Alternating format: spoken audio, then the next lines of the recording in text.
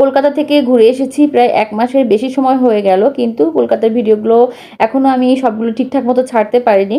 কারণ মাঝখানে আমার বাচ্চাদের পরীক্ষা শুরু হয়ে গিয়েছিল। ২ টা বাচ্চার পরীক্ষা নিয়ে এত বেশি ব্যস্ত হয়ে গিয়েছিলাম যেন ওদের পরীক্ষা না আমারই পরীক্ষা।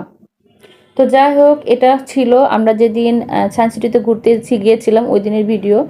তো সায়েন্স সিটিতে ঢুকে আমরা ১ম এ টিকিটটা সংগ্রহ করে নিলাম ভিতরে ঢোকার জন্য। তো টিকিটের মূল্য কত ছিল সেটা আমার এখন ঠিক সঠিকভাবে মনে নেই। তো এটা ছিল সায়েন্স সিটির ভিতরের অংশটা। কলকাতার অন্যান্য দর্শনীয় স্থানের মধ্যে কিন্তু সায়েন্স সিটিও অন্যতম। তো কেউ যদি কলকাতায় যান আর গিয়ে সায়েন্স সিটিটা না দেখে ফিরে আসেন তাহলে কিন্তু আফসোসের শেষ থাকবে না। আমাদের হাতে সময় খুব বেশি ছিল না, তারপরেও কিন্তু আমরা চেষ্টা করেছি প্রয়োজনীয় কাজের ফাঁকে কলকাতার অন্যতম দর্শনীয় স্থানগুলো ঘুরে দেখার জন্য। আমার হাজবেন্ডের হাতে ডাক্তারের ফাইল দেখতে পাচ্ছেন। মূলত আমরা ডাক্তার দেখিয়ে ফেরার পথে ঢুকেছিলাম সায়েন্স সিটিতে।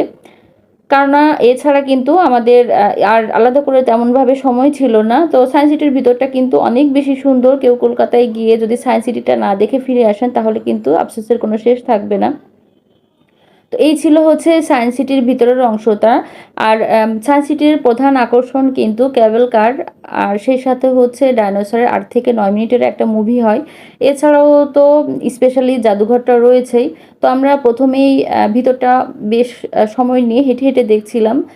তো তারপরে আমরা ঠিক করলাম যে এবার আমরা ডায়নোসরের মুভিটা দেখব। প্রথমেই কিন্তু আপনারা কেউ কেবল কারে যদি কেউ কলকাতায় বেড়াতে যান তাহলে কিন্তু কেবল কারে ওঠার সিদ্ধান্ত নিবেন না। কারণ কেবল কারে প্রথমেই যদি উঠে যান তাহলে কিন্তু কেবল কারে করে একেবারে আপনাকে সায়েন্স সিটির বাইরে নামিয়ে দিবে। তখন আবার নতুন করে সায়েন্স সিটির বাকি সব অংশ দেখতে হলে তাহলে আবার নতুন করে টিকিট কাটতে হবে। তাহলে আপনি যে টিকিট কেটে ঢুকলেন এটা কিন্তু পুরাটাই লস। তো আমার বাচ্চারা কিন্তু প্রথমেই বলছিল যে, "বাবা ক্যাবল কারে উঠবো, ক্যাবল কারে উঠবো।" কারণ ওদের প্রধান আকর্ষণই ছিল ক্যাবল কার। কারণ ঢোকার সময় ওরা ক্যাবল কার দেখতে পেয়েছিল। তো ওর বাবা বলল যে, "না, ক্যাবল কারে আমরা সবার শেষে উঠবো।" আমরা খানিকটা না জেনেই সিদ্ধান্ত নিয়েছিলাম। পরে আমরা যখন বের হয়ে আসলাম তখন দেখলাম যে আমাদের সিদ্ধান্তটা একেবারেই সঠিক ছিল। আমরা যদি প্রথমেই ক্যাবল কারে উঠতাম তাহলে আমাদের পুরা টাকাটাই আরকি জলে যেত। আমাদেরকে আবার নতুন করে কিন্তু সায়েন্স সিটিতে এন্ট্রি নিতে হতো। তো যাই হোক, আমরা এখন ডাইনোসরের মুভি দেখার জন্য টিকিটটা করে নিলাম। তারপরে এখন ডাইনোসরের মুভিটা দেখব। এই ৮ থেকে ৯ মিনিটের মুভিটা এত বেশি মজা। স্ক্রিনে ডাইনোসরের যে বিভিন্ন সময়কার গল্প, কিভাবে ডাইনোসর আসলো বা কিভাবে আ আ ডাইনোসর একসময় বিলুপ্ত হয়ে গেল। টোটাল বিষয়টা স্ক্রিনে, টিভি স্ক্রিনে দেখানো হয়। সেই সাথে একটা মুভি ক্লিপ চলে। তো এত বেশি সুন্দর মুভিটা না দেখলে আসলে একেবারেই আমি কতটা কি বোঝাতে পারছি জানি না ভিডিওতে। তো যাই হোক, আমরা ডাইনোসরের মুভিটা দেখে এরপরে চলে আসলাম জাদুঘরটা দেখার জন্য।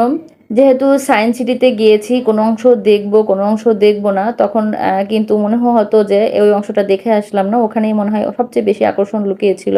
তো আমার কাছে যেটা মনে হয়েছে জাদুঘর কিন্তু সব জায়গার জাদুঘর আমার কাছে মনে হয় একই রকম। তারপরেও যেহেতু গিয়েছি দেখে আসলাম। তো জাদুঘরটাও কিন্তু আমার কাছে অনেক বেশি ভালো লেগেছে। এখানে ছিল হচ্ছে আদিম মানুষ কিভাবে হচ্ছে আগের দিনে বিভিন্ন কামার-কুমার বা বিভিন্ন নিদর্শন মানুষের আগের জীবন জীবিকা কেমন ছিল সেগুলোই আরকি তুলে ধরা হয়েছে। তো যাই হোক, এখান থেকে ঘুরে এরপরে সিদ্ধান্ত নিলাম যে আমরা এখন হচ্ছে ক্যাবেল কারে উঠবো। এটাই হচ্ছে আমাদের একেবারে লাস্ট টাইম। আর আমরা কিন্তু গিয়েছিলাম মূলত ডাক্তার দেখানোর জন্য। আপনারা আমার হাসব্যান্ডের হাতে ডাক্তারের ফাইল দেখেই নিশ্চয়ই বুঝতে পেরেছেন। তবে এখানকার আমার কাছে মনে হয়েছে সবচেয়ে বেশি মজার হচ্ছে ক্যাবেল কারটা। কারণ হচ্ছে আপনি ক্যাবেল কারে যখন চড়বেন তখন কিন্তু ক্যাবেল কারে বসে পুরা কলকাতাটা এক নজরে দেখতে পাবেন। তো যাই হোক, অনেক রৌদ্রের মধ্যে আমরা যখন গিয়েছিলাম অনেক বেশি রোদ ছিল আর রৌদ্রের মধ্যে ঘোরাঘুরির কারণে কিন্তু গলাটা শুকিয়ে গিয়েছিল। তো ওখান থেকে বের হয়ে আমরা আইসক্রিমটা খেয়ে নিলাম। তো আইসক্রিম খাওয়া শেষ করে আমরা এখন ক্যাবেল কারে ওঠার জন্য টিকিটটা সংগ্রহ করে নিলাম। তো এই যে ক্যাবেল কারটা এসে কিন্তু থামছে। এখান থেকে ক্যাবেল কারে কিন্তু এন্ট্রি নিতে হবে। তো এখানে যে দাদারা ছিল ওনারা হচ্ছে কেবল কারের ডোরটা ওপেন করে দিলেন। তো আমার হাসব্যান্ড আর আমার বাচ্চারা অলরেডি উঠে গিয়েছে। তো আমি উঠলাম সবার শেষে। তো উঠে আমি যেহেতু ভিডিও করছিলাম তো আমি বললাম যে, "তোমরা আমার ক্যামেরার সামনাসামনি বসো যেন তোমাদেরকে আমি সুন্দরভাবে ভিডিওতে নিতে পারি।" তো ক্যাবেল কারে চড়াটা এত বেশি মজা, না চড়লে আসলে এভাবে বলে কখনোই ব্যাখ্যা করা সম্ভব নয়। তো আমরা যখন ক্যাবেল কারে চড়ে যাচ্ছিলাম তখন হচ্ছে ওপাশ থেকে কিন্তু ক্যাবল কারে করে লোক আসছিল। তো আমরা যদি আগে জানতাম তাহলে কিন্তু আমরা ক্যাবল কারে চড়ে আর কি ভিতরে এন্ট্রি নিতে পারতাম। তাহলে দেখা যেত যে আমরা যে রোদের মধ্যে হেঁটে, হেঁটে পুরা সায়েন্স সিটিটা ঘুরে দেখেছি, তাহলে আমাদের দেখার প্রয়োজন আর কি হেঁটে, হেঁটে দেখার প্রয়োজন হতো না। আমরা যখন বের হয়ে যেতাম তখন হচ্ছে হাঁটতে, হাঁটতে আর কি বের হয়ে যেতে পারতাম। তো যাই হোক, একই কথা, আমরা ১ম এ হেঁটেছি, এখন হচ্ছে ক্যাবল কারে করে বের হয়ে যাচ্ছি। আর যারা ১ম এ ক্যাবল কারে করে ঢুকেছে তারা এখন হচ্ছে যখন বের হবে তখন তাদেরকে হাঁটতে হবে। তো আমার কাছে পুরা আ আ কলকাতার সবচেয়ে বেশি মজার ছিল কিন্তু এই ক্যাবল কারে চড়াটাই। আর ক্যাবল কারের সবচেয়ে বেশি আকর্ষণ হলো ক্যাবল কারে বসে কিন্তু পুরা কলকাতাটা এক নজরে দেখা যায়। তো যাই হোক, আমাদের ক্যাবল কারের জার্নি প্রায় শেষ হয়ে গেছে। এখন আমরা নেমে যাব। তো আজকের ভিডিওটা এই পর্যন্তই রইলো। সবাই ভালো থাকবেন, সুস্থ থাকবেন। আল্লাহ হাফেজ। আসসালামু আলাইকুম।